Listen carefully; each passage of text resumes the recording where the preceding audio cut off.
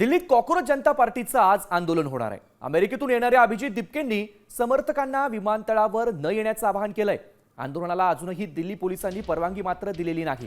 दरम्यान या संदर्भात अधिक माहिती घेण्यासाठी आपण जाणार आहोत थेट दिल्लीमध्ये। आमचे प्रतिनिधी सागर आव्हाड त्या ठिकाणी उपस्थित आहेत, त्या ठिकाणचा आढावा आपण घेऊयात। सागर, काय परिस्थिती आहे सध्या दिल्लीमध्ये आणि आंदोलनासाठी अजूनही पोलिसांनी परवानगी दिली नाहीये, नेमकी काय व्यवस्था आहे तिकडे?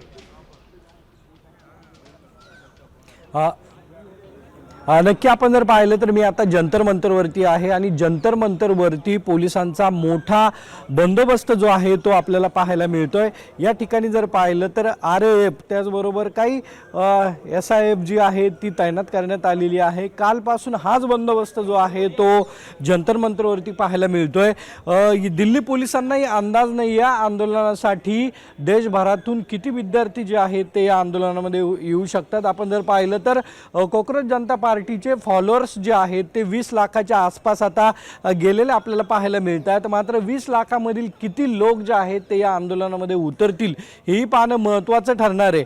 8:30 वाजता दिपके जे आहेत ते दिल्ली एअरपोर्टवरती उतरतील आणि त्यानंतर ते पोलीस स्टेशनला जातील आणि त्यानंतर परवानगी मिळाली तर जंतर मंतरवर येतील। आणि आता जर पाहिलं तर जंतर मंतरवरती काही खुर्च्या लावण्याचं काम जे आहे ते सध्या सुरू असताना या ठिकाणी पाहायला मिळतंय।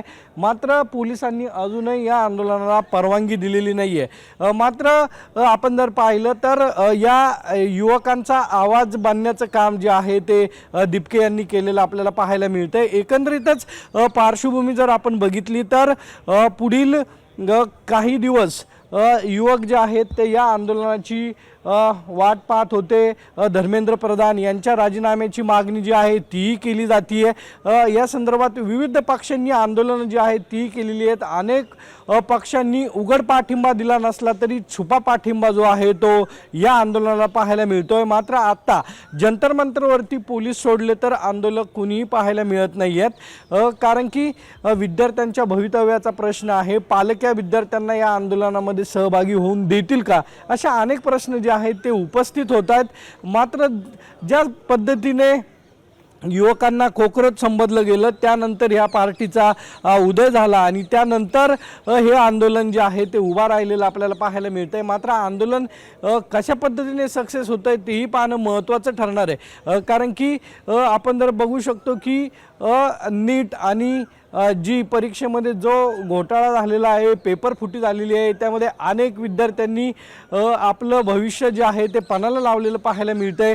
काही विद्यार्थ्यांनी देशभरामध्ये आत्महत्याही केलेल्या पाहायला मिळत आहेत। मात्र याच युवकांना आत्महत्या करण्याला जे भाग पाडलेलं आहे धर्मेंद्र प्रधान यांच्या राजीनाम्याची मागणी जी आहे ती होतीये आणि त्याच पार्श्वभूमीवरती हे आंदोलन। नक्कीच धन्यवाद सागर दिलेल्या या माहितीसाठी।